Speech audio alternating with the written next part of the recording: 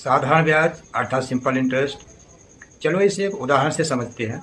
सवाल है, मान लीजिए आपने बैंक में 5,000 रुपये जमा किए हैं। इसका ब्याज दर है 6 रुपये प्रति सालाना और समय है 3 साल। तो इसका साधारण ब्याज क्या होगा, इसे इस फॉर्मूला से समझते हैं। इसका फॉर्मूला है SI बराबर P/R/T/100। यहाँ SI का मतलब साधारण ब्याज अर्थात सिंपल इंटरेस्ट से है। इसी तरह P बराबर मूलधन अर्थात प्रिंसिपल, R बराबर दर रेट ऑफ इंटरेस्ट, इसी तरह T बराबर समय अर्थात टाइम इन ईयर्स। साधारण ब्याज का सूत्र है मूलधन गुणे दर गुणे समय बटे 100। इस सभी मानों को हम यहाँ पे रखेंगे, जैसे कि 5,000 मूलधन, 6 रुपया दर और 3 वर्ष समय। यहाँ हम 5,000 को 100 से काटेंगे तो हमें 50 प्राप्त होगा।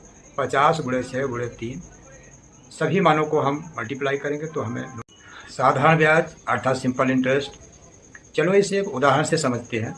सवाल है, मान लीजिए आपने बैंक में 5,000 रुपये जमा किए हैं। इसका ब्याज दर है 6 रुपये प्रति सालाना और समय है 3 साल। तो इसका साधारण ब्याज क्या होगा, इसे इस फॉर्मूला से समझते हैं। इसका फॉर्मूला है SI बराबर P/R/T/100। यहाँ SI का मतलब साधारण ब्याज अर्थात सिंपल इंटरेस्ट से है। इसी तरह P बराबर मूलधन अर्थात प्रिंसिपल, R बराबर दर रेट ऑफ इंटरेस्ट, इसी तरह T बराबर समय अर्थात टाइम इन ईयर्स। साधारण ब्याज का सूत्र है मूलधन गुणे दर गुणे समय बटे 100। इस सभी मानों को हम यहाँ पे रखेंगे, जैसे कि 5,000 मूलधन, 6 रुपया दर और 3 वर्ष समय। यहाँ हम 5,000 को 100 से काटेंगे तो हमें 50 प्राप्त होगा।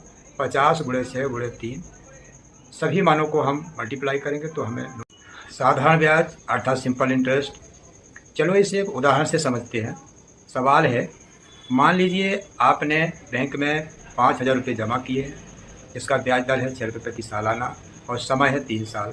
तो इसका साधारण ब्याज क्या होगा, इसे इस फॉर्मूला से समझते हैं। इसका फॉर्मूला है SI बराबर P/R/T/100। यहाँ SI का मतलब साधारण ब्याज अर्थात सिंपल इंटरेस्ट से है। इसी तरह P बराबर मूलधन अर्थात प्रिंसिपल, R बराबर दर रेट ऑफ इंटरेस्ट, इसी तरह T बराबर समय अर्थात टाइम इन ईयर्स। साधारण ब्याज का सूत्र है मूलधन गुणे दर गुणे समय बटे 100। इस सभी मानों को हम यहाँ पे रखेंगे, जैसे कि 5,000 मूलधन,